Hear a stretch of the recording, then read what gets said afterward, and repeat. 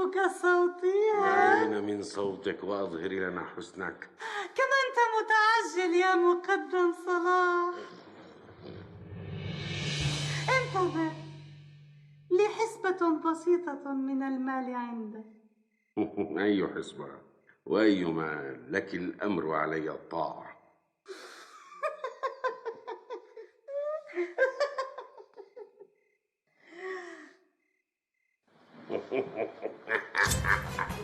أريد ثمن العجل الذي أخذته غصبا.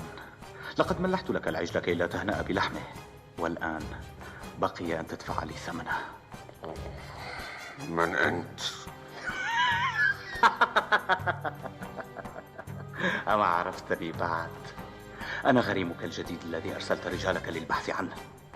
أنا علي الزيبق يا صلاح الدين الكلبي.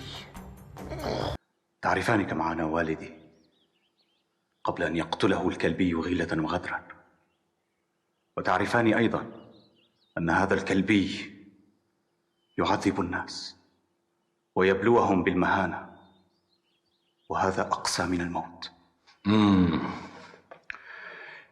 إذن أنت تريد أن تذيقه صنوف العذاب والهوان والذل قبل أن تقتله. هو بالضبط ما سأفعله حتى يموت حسرة وكمدا. سعد، هل قتل المناشفي؟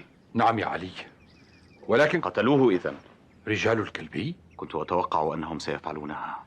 السفلة، إنهم يشيعون بين الناس أن الزيبق هو من قتله. أولاد الأبالسة.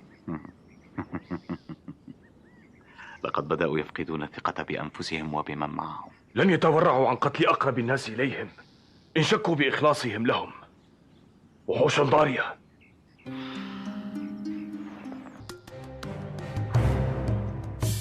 ألم نلتقي من قبل أيها السيد؟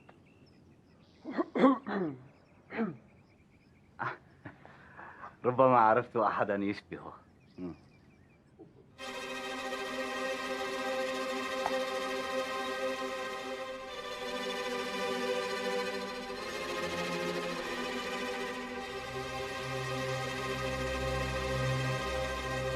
أنت تطيل التفكير كثيرا أيها السيد. أحب أن أفكر مليا قبل أن أقوم بنقلتي.